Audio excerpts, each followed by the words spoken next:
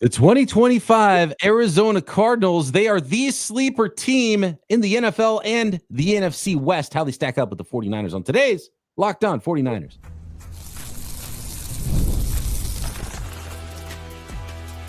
You are Locked On 49ers, your daily San Francisco 49ers podcast, part of the Locked On Podcast Network, your team every day.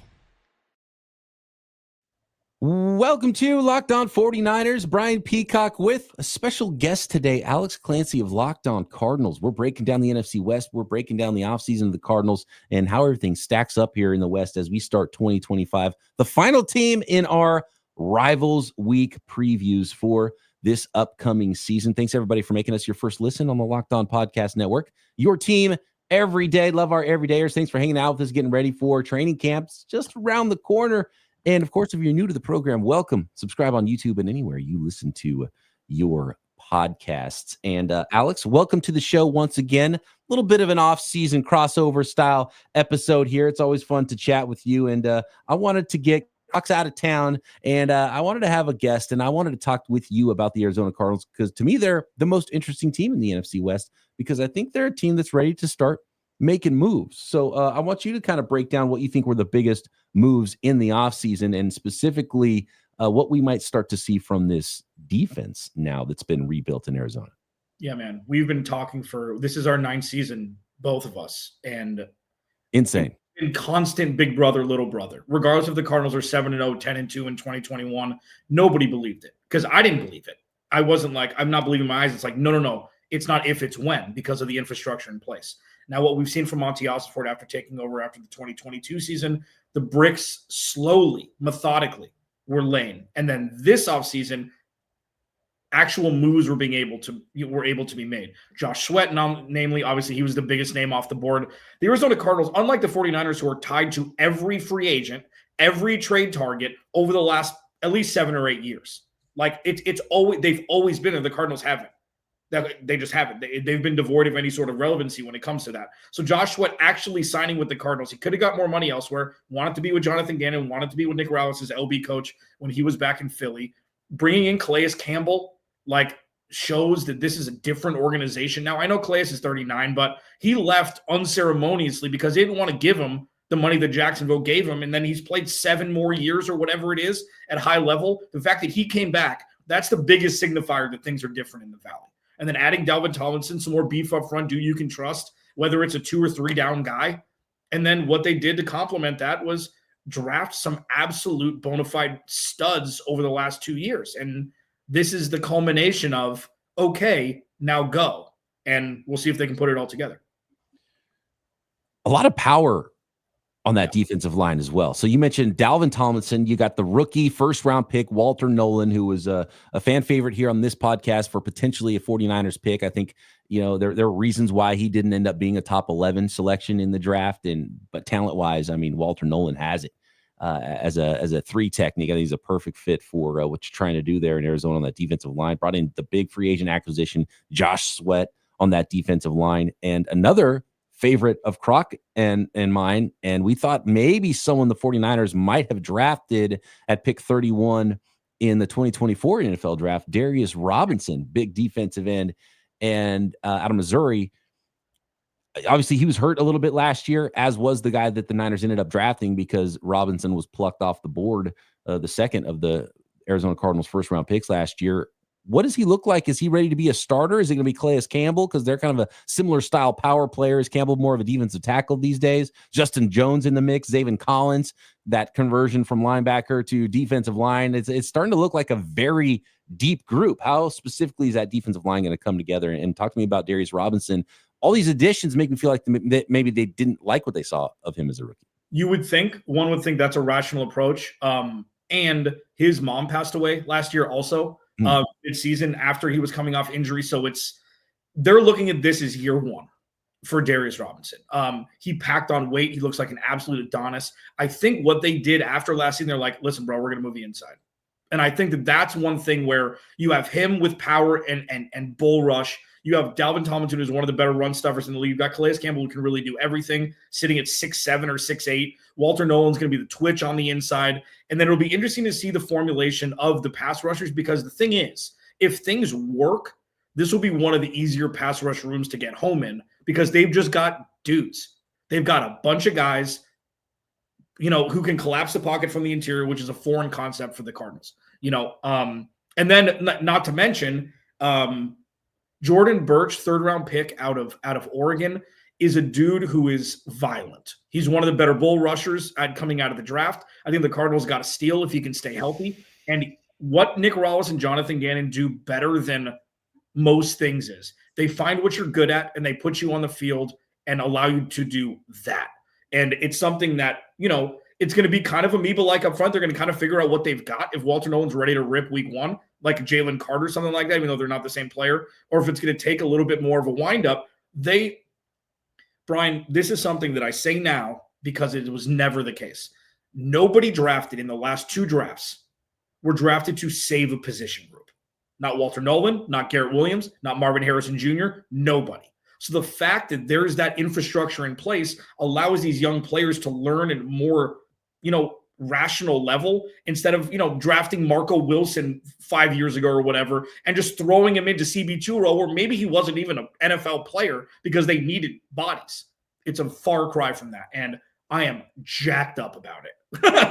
Yeah, I'm glad you brought up the secondary as well, because those were really the two big things. You're looking at the Cardinals, and they needed to remake the whole defense, and they really have in 2 years, and added a ton of players and attacked that defensive line, as we mentioned. I didn't even mention, BJ Ojulari, LJ Collier, former early pick as well for a division rival there. So, I mean, that is a really deep group on the defensive line. I'm interested to see, if there's enough speed on the outside that pass rush, but as far as power, they got power everywhere. So fascinating group. And then the defensive secondary, obviously led by Budda Baker, but you bring in the aforementioned Garrett Williams, then Will Johnson, second-round pick, some injury stuff. Don't really know how he falls that far. I mean, from like I don't want to say boom or bust necessarily, but from just a boom perspective of Walter Nolan round 1, Will Johnson round 2, these are two guys that were being mocked before even the first pick of the Arizona Cardinals for a lot of the draft process. So talent-wise, I mean, you could see how it could go south. There could be some bust there as well. What do you see from Will Johnson? And was there more? Was it just injury? Was there more reasons post-draft where you found out why he might have been there for the Cardinals in round 2? It's so weird because we have friends who have either come from Locked On or, we just made through the space who we really trust when it comes to drafts. I mean, Croc is one of them because of his extensive research and stuff like that around the draft. And like Trevor Sikkema, who's now with Pro Football Focus, started here at Locked On, like he had Will Johnson mocked at 16 to the Cardinals. That was his first mock. And I'm like, what are you talking about? You're high. I text him, I'm like, another corner. What are we doing here, guys? Guys who are that smart and that tuned in can't miss a big injury. Like, it's not something where it's like, oh, it's swept under the rug and nobody knows about it. It may be fugazi. Like, a knee injury, first of all, is not something that Monty Osborne will shy away from. He drafted Garrett Williams in the 3rd round a couple years ago after tearing his ACL at Syracuse in December of that college year. Like, this could be the best 1-2 steal in a draft that we've seen in 10 years. Like, this is GM of the year stuff if it works. With Will Johnson specifically, again, not drafted to save the room. I called him a Saquon Barkley from the cornerback position because he's a pick 6 waiting to happen. He's a dormant volcano. We saw it twice last year even though he missed some time. He was a defensive MVP of the national championship game 2 years ago. Like, this dude can be an impact guy like Marshawn Lattimore was right away in New Orleans. Like, he was one of the last ones, Jalen Ramsey, where it's like, oh my God, right away? Like, you're a guy right away who can come in and play probably the toughest position in football, especially on defense. Like, that ceiling is there. And if it doesn't work, it takes a year. He was a 2nd-round pick, bro.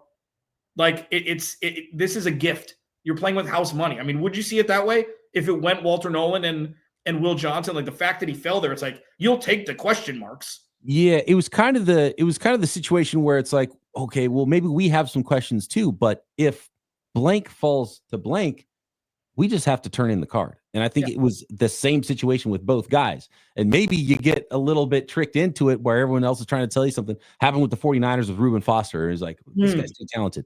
Got to try. In fact, they moved up to get him at the end of the first round in 2017. Then you're like, well, the talent was there. That part of the evaluation was right. But there's other reasons why they ended up not being the player. And the rest of the league kind of tells you that. But you just got to hit on one of them, really. And one of those guys is going to hit, I have a feeling. And they're too talented. So, and like the last thing before we move on, like the roster is constructed as such that you can see this is new for me. Like this is all new content for me because I've never experienced this before with this team. Is if you remove the rookie class from this team in 2025, they could still win 10 games. Like all of it's a bonus.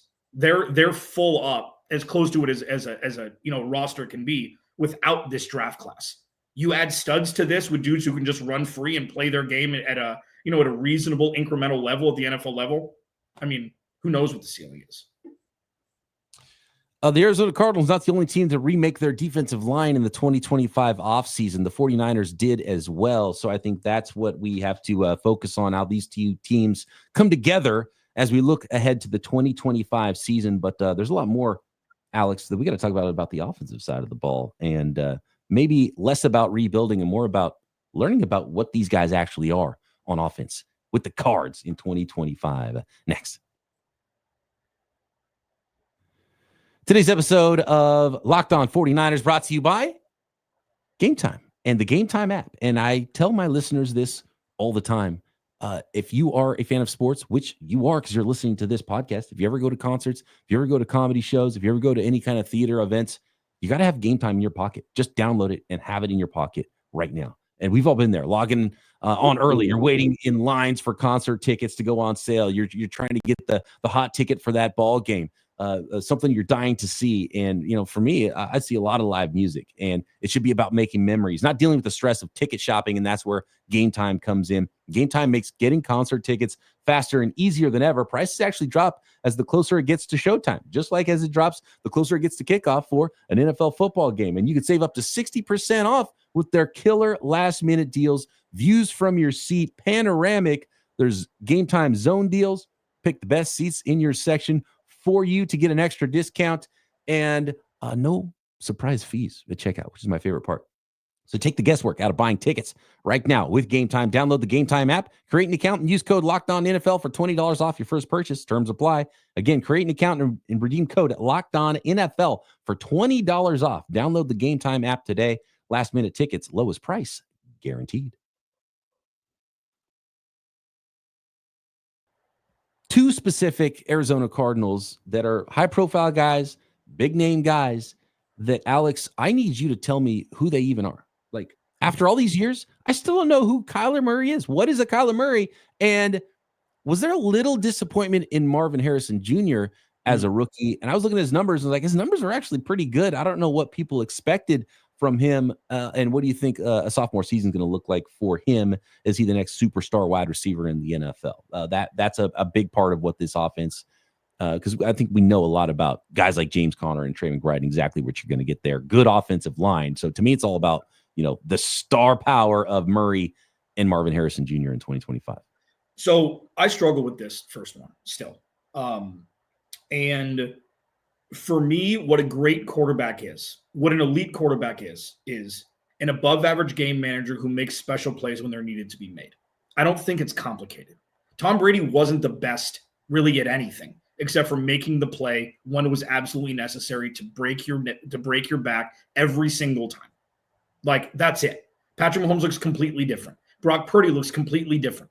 When it comes to Kyler Murray, why I struggle is when he's elite, when he's playing on the field, housing it from 45 on the road, knowing he's gone against San Francisco last year, throwing the first touchdown pass to Marvin Harrison Jr. in the back of the end zone against the Rams when there was zero space, putting perfect touch on it. When he's elite, average quarterbacks can never get to that level on their best day. So that's why I struggle, because we see what's possible, and I'll take the valleys if the peaks are more prevalent than what they've been. But when it comes to 2025, this is the best roster he's ever had, offense and defense, at any level. This is the time where his floor needs to be higher. I don't give a bleep about his ceiling anymore. I don't care. We've seen it. If he's not special ever, but he's really good all the time, I'll take it.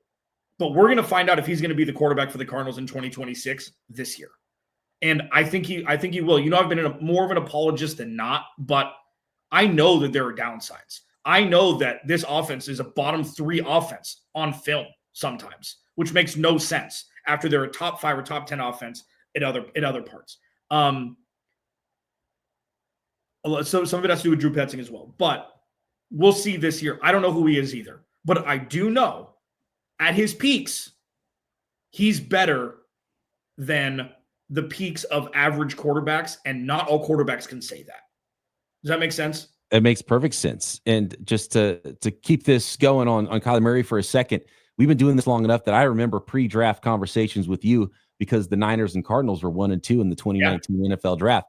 And the guy, what's funny is this was long enough ago there. You had a co-host and I didn't on Locked On Cardinals and Locked On 49ers respectively. Yeah. And you guys were big on Nick Bosa. You thought Bosa should be the number 1 pick in the NFL draft. 49ers fans and me included were hoping you would go with the back-to-back quarterbacks because remember you drafted Josh Rosen the year before. Yeah. And I think it turned out to be a good decision to move on from Josh Rosen, which is, I mean, that's pretty wild how quickly, and the 49ers did the same thing, moved on very quickly from Trey Lance after draft and spent 3 first-round picks to go get him. And when you see that, I think you have to just move on when you realize that that's the thing. And to the Cardinals' credit, they did it, and they did it quickly, and it hasn't really worked out great for them. 49ers instantly went to a Super Bowl with Nick Bosa. I think 49ers fans are really excited that they got, because that would have been what I think Quinnen Williams would have been a 49er. Sure. If Murray didn't go number 1. You like the picks at this point? Or were you right? Was Bosa still the pick? Josh Rosen was so bad.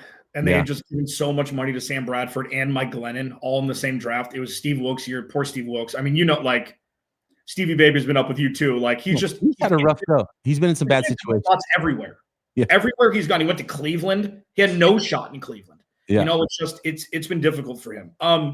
I think from if you told me that this is where we would be the day before the draft in 2019, I would probably say take Kyler Murray.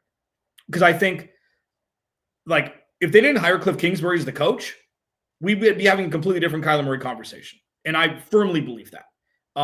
So how mad was everybody watching Washington with Cliff Kingsbury and Jaden Daniels last year? Were Cardinals fans ticked off about that? Well, I mean, I think I still saw some of the same things. David Harrison, host of Locked On Commanders, one of our dear friends who's been around a long time too. I'm like, be prepared for this. It's going to look good, and then it's going to be a lot of get inside the 20-yard line kicking field goals. And they kicked 8 field goals in one game, and they couldn't get in the end zone. And I think they ended up beating the Giants. It was some random thing like Jaden Daniels, Terry McLaurin were special. Kyler Murray didn't have a wide receiver 1. I'm not saying it's not Kyler Murray's fault. And also, the most important thing is Dan Quinn's respected in the locker room as a leader. Cliff's able to do one thing: blinders, offense, quarterback. That's it. Not manage personalities. Not do anything that a head coach needs to do. He's great in that role. We'll see what happens with year 2 when there's a bunch of film, which is he's never able to adjust. But we'll see. I wish nothing but the best for him, but it's a completely different role, dude. Yeah, he started wearing socks as well, I believe. Yeah. Him and Peter Bukowski. The ankle sock warriors. Hey, but yeah, 49ers listeners love when you hate on Peter Bukowski. So, yeah, that plays here with a lot of the fans. Now, the host that everyone loves to hate the most. Yeah, and I love him. I just love to love Peter Bukowski, but a lot of my listeners hate him, which is fun. Just appreciate the hairline. Fantastic hairline. It's out of a lab. To pay off with Marv, like, I'm with you. Almost 900 receiving yards, 62 receptions wasn't a lot. He missed one game in Green Bay when he was concussed on like the first play, or he was one of the concussion protocol. Almost 10 touchdowns. Like, he was drafted to be the 3rd option. James Conner 1, Trey McBride 2. So it's not like, again, not drafted to save the position group. So he's going to take a leap this year. I don't think he's going to need to put up Justin Jefferson numbers to impact the offense more positively than he did last year. Like, I think, and he also put on a lot of muscle. Like, that was his, the senior year to freshman in college where it's like, I'm the best person on the planet. It's like, I am a peon. Like, I think at the end of last season, it all came to him. And maybe during the season, he goes, okay, I can't just walk on the field anymore and do it. So he had a good year. That was the baseline.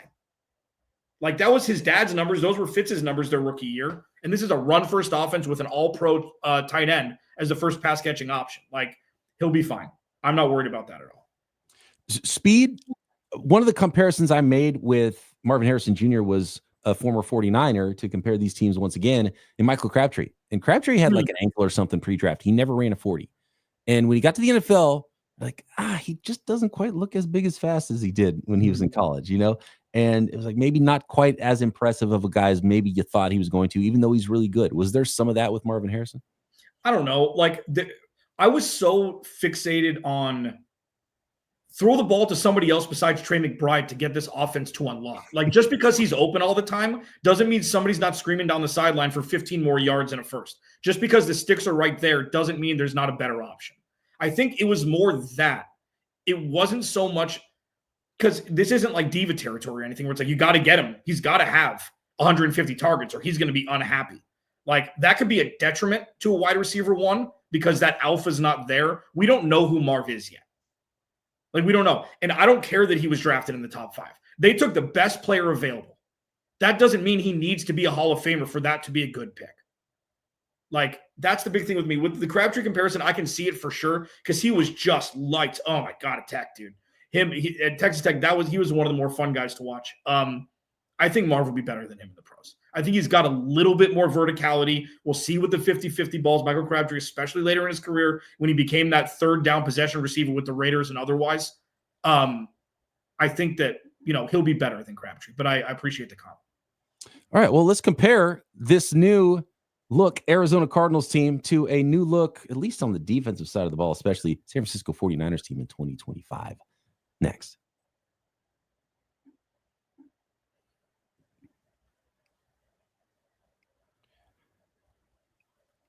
On one hand, the 49ers have star players everywhere, right? A newly minted quarterback. There is Mac Jones is in town now, which can complete the circle of life with the 2021 NFL draft, which, I mean, this is just, it's been so fun doing this job since that time with all the insanity going on. Talked about the 2019 draft, man, but things got really weird for the 49ers starting in 2021. You're going to Super Bowls, you're trading up for quarterbacks, there's quarterback controversies. You got an expensive guy, you got a young guy. Who are they even going to draft? Nobody knows. But still a lot of superstar players as well. Christian McCaffrey back, hopefully healthy for the 49ers. You got the two best tight ends in the division, two of the best tight ends in football in this division with Kittle and Trey McBride. And, Fred Warner, Nick Bosa. So a lot of superstar players everywhere. But what the 49ers did in this offseason was they looked at their defensive side of the ball. They brought back Robert Saleh. And I think what Saleh said day one was like, what are you guys doing? This is not happening on defense. We got to spend some resources. We got to get some new players on defense. So, all the veterans out, Malik Collins and Leonard Floyd, and they drafted a whole bunch of defensive players. And a lot of these guys might start. And if you're starting 3, 4, 5 guys on one side of the football as rookies, that's usually not a good recipe for winning a whole bunch of football games and winning divisions.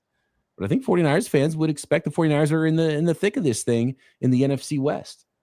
And that's why I think it's going to be such an awesome division, because I think the Arizona Cardinals and their fans should expect that they're going to be in the thick of this thing. I think the Seattle Seahawks and Los Angeles Rams fans, they were 1 and 2. They were both 10 and 7 last year. They should be in the thick of this thing too. This is going to be a really fun division. And I don't know that any team looks like a powerhouse that the other teams aren't going to be able to beat. And I think they all have a chance. So when you look at the Cardinals team and added a bunch of defensive linemen, look at the 49ers team, added a bunch of defensive linemen, rookie Michael Williams, round 1, just a massive mountain of a human being in Alfred Collins in round 2, CJ West, a plugger defensive tackle in round 4, a speedy, undersized linebacker in the Dre Greenlaw mold with Nick Martin in round 3, which surprised some people. They drafted a nickel in Upton Stout in the 3rd round as well. So, I mean, just tons of rookies that they expect to play early in their careers. It's going to be a fascinating team to go with some of the stars that they already have now on defense. I'm going to drop something on you here now that I've laid that out, Alex. Yesterday, we did just offensive skill positions, and we can talk about the defensive side if you want to, but we did a ranking of NFC West position groups.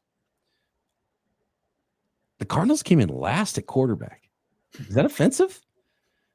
Sam Darnold above Kyler Murray. And then running back number 1 for San Francisco. But I mean, obviously there's a lot of good running back groups. I think it was close between 2, 3, 4, but when you got Christian McCaffrey and we had tight end 1, Arizona 2, and at wide receiver, I just don't know what to expect from the Arizona Cardinals. So the Cardinals, when you look at this, didn't rank really well, even though I've talked up how I think they're a sleeper team and is going to be really good. But I still need to see it with this Cardinals team. So how do you see these teams stacking up in 2025, Alex? I've seen Sam Darnold's career stacking up aside from last year. So I would put him deeply in the cellar. I would take an Atlanta Falcons quarterback because they haven't been in the NFC West for 20 years. I would take a quarterback there and put Sam Darnold 5th. Hey, Sam Darnold played better than one of those Falcons quarterbacks who played on the same team the year before with the same team. Yeah, I know that. And I would still take Kyler Murray over Sam Darnold. In the Pacific Northwest, not a dome, not Justin Jefferson, not Jordan Addison, not TJ Hawkinson, not that pass rush. Like, I know it's a run-first offense, and they're going to lean so heavily on that it's going to be a completely different makeup for him. So with that, running back, like, I guess, like, I'm taking James Conner over Kenneth Walker. I'm taking James Conner probably over Kyron Williams, even though he's been a touchdown machine. When it comes to Christian McCaffrey, it's fascinating because what are the odds he plays 14 games? Like, and I'm not going right to this. Like, this is the question. Would you rather have James Conner for 16 games or Christian McCaffrey for 12? Like, I don't like, would you rather have a B+ guy for almost the entire season or an A+ guy when he's healthy for 2/3 of the season? Yeah, what computes better? It's a great question. And here's my response to that, which is also the reason why I wouldn't have made the trade for Christian McCaffrey in the first place. I've talked about that a lot on this podcast, is because there's no guarantee that anybody's going to play 16 games. Yeah. Right. And that's the nature of the position. Right. So as far as like Kyron Williams played a lot of games, Kenneth Walker's already been banged up a lot in his career. I mean, I'd probably put the under whatever amount of games you put, which is in the teens for these guys. I'll probably take the under on all of them because it's just the nature of the position. And who knows if McCaffrey will ever be quite the same guy. Maybe he's a step slower for the rest of his career now because it happens. Age 28, it's what happens in the NFL. Now, James Conner's been able to kind of get through that a little bit, and he's been perennial underrated. That's why I had him as the second running back group in the division. I like James Conner a lot. And it's kind of the opposite of the Kyler Murray thing. And I think I deemed Kyler Murray more because I'm just like, I don't know. Can we see it? Can we see it? Like James Conner, we've seen it over and over again. And it's the opposite. It's like we underrate him. And Kyler Murray, I feel like there's this guy. It's like, I'm just tired of it. It's just old hat almost with Kyler Murray. I think that's what it comes down to for me. I get it. I mean, I think the evolution of the running back position, you're going to see a lot more of the Garrett Blount roles from stars. Like that's what I've been looking for with James Conner. Like give me 60-40 and get me a back that you can trust for 40% of the touches. And Is Benson ready for that? Is Trey Benson ready for that? Yeah. I think so. Okay. We saw the juice, we saw the scoot towards the second half of last season. Like this is my thing. Like 6 men are not normal. Lou Williams, Jamal Crawford, dudes who can just sit on the bench for half an hour of real time and then come in and make their first 3 shots. That's not normal for people who are used to be starting right after warmups. And I think a lot of times with young running backs, you warm up, you're on the sideline for a quarter and a half, and then you come in for a random series. Yeah, you got no juice. Like you've got to get these guys rolling. Like if I were the 49ers, if I'm Kyle Shanahan, I'm giving Garendo touches in the first quarter, in the second quarter, in the third quarter, not to spell, but to allow Christian McCaffrey to take the important touches instead of just hammering him 30 touches a game until the wheel. I call it Arian fostering people. Like until the wheels fall off, maybe take it easier. And I think that's the thing with James Conner, where it's like, it's when the touches happen, not that he gets 25 touches a game. I think that's the biggest thing for the evolution of the position, where you ride the hot hand, but you got to have a dude. You got to have a backup dancer that can take 35% of the touches. And, I think we've seen a lot of smart teams really take advantage of that too. Find the veteran player that the other team has already paid a bunch of money to, or the high draft pick on. And even Saquon Barkley, it's basically year to year now. So you get a star level player, but you didn't have to pay the number 2 overall pick price. You're paying him kind of year to year. And if he's great, you're going to pay him, and that's cool. And then when the wheels fall off, guess what? This is not a 6-year contract, and Derrick Henry, same thing. Like we all expect the wheels to fall off, and they just kind of never do. And so the Ravens are like, cool, we get to benefit. And I think it's very similar with James Conner. It's like, let the other team pay a lot, and then you find the guy who's still good and get what you can out of them, and you don't have to pay a lot, but you have to have depth at running back in the NFL. And so and the Niners did the opposite, where they paid not only the draft pick prices, so they spent a 2nd, 3rd, 4th, 5th round pick on him, so essentially trying to get that 1st round value, but then also paid him the most of any running back in the league, and then re-upped them before last year when he was hurt. So they're paying it on both ends, and I just don't think that's the smart way to go about it, even though he's a special player. It's not about the talent of the player. It's just the nature of the position, and I think it's a committee league going forward. And if I was running a team, it's not that I don't want a great running back, but if I can get a year to year on a good running back, then I'm cool. But aside from that, filter in those young guys with fresh legs. Yeah, I mean, people normally eat Wheaties. Like Christian McCaffrey's going to have to eat Lucky Charms to get to 16 or 17 games. Like he's got to be magically delicious to be able to play over half the season. And if they're doing it the way they've been doing it, like he'll not leave the field. He puts up his finger, means one play, I'm coming back in. Nobody else in the coaching staff dare tells Chris McCaffrey. So like, that's what worries me, is he's going to be awesome for 6-7 games. And then we're going to start to see that, that problem with the tread on his tires. So you got to save him from himself at some point. And I think Kyle Shanahan's talked about it a little bit, but I'll believe it when I see it. And dude, don't look now. And I'm sorry if I'm the first one to tell you this. This roster for the 49ers looks very much like a 10-year span of the Arizona Cardinals roster, where you have all pros up top and ain't nothing else. And you're going to have some young guys play, of course, but a lot of your draft, even Michael Williams, saving the position group is something when you start to lose your big dudes. Charvarius Ward, you've lost guys. You've got Fred, you've got Nick, you've got your boys, you've got Trent Williams, who's, is he getting discounts at movies yet? Is he starting? Is he there yet? This is the top heavy roster, star-studded, and not a whole lot else proven yet. It's tough to maneuver. To maneuver. And I would say that wide receiver group for the 49ers is a weird one too. It was one where the Niners weren't at the top of the division. They weren't 1 or 2, and they're, I could see them being the worst wide receiver group in the league. And I could see them with Ricky Pearsall. I think he could take a huge step, and I could see Brandon Ayuk coming back and being strong. And then, in December, we're like, okay, well, they are a good group, maybe the best in the division. Who knows? They need some things to go right, though, as well. Juwan Jennings really underrated, but how that works early in the season. So you got rookies on defense starting. You're trying to figure things out at wide receiver, which might be a year 2 guy that has had one good game in his career, and Juwan Jennings is your starters. I could see how it could be some growing pains for the 49ers to start the year too. So again, fascinating season. I will buy all these teams being good, but I'll buy all these teams being kind of mediocre too. It's going to be fascinating. The one saving grace for the 49ers, among else, is, they had the tiebreaker with the Cardinals for the easiest schedule ever created by man. It's not a downplay. That's the great equalizer. That's why they're odds-on favorite to win the division, because you play every single bad team in the NFL is on the calendar. Now the Cardinals have their first 8 weeks are as close to cupcake as possible, but obviously there's so much to learn about Kyler Murray and Brock Purdy when all the pressure is on the line. It's not a fun story anymore with Brock Purdy. Okay. He's got all of King Midas's gold now. So now it's the only thing that's guaranteed about a quarterback when getting that contract is that he's getting paid that money. Doesn't matter where his team is. Doesn't matter what, if this doesn't work in 2 years, Brock Purdy's on a different team. I know they have an out in 2028 or 2027 or whatever it is, but this is it. Everything's coming home to roost now, baby, for both of these quarterbacks. And then if they work, you're looking at Sam Darnold, who's a 1-year stopgap, and you're looking at Matthew Stafford, who's 100. Timing in the NFL is so important. The NFC West has never been more wide open than it is right now, and it starts in 2025, and it'll be elongated. I don't think this is going to be, back and forth with division winners. I think one team is going to take the reins.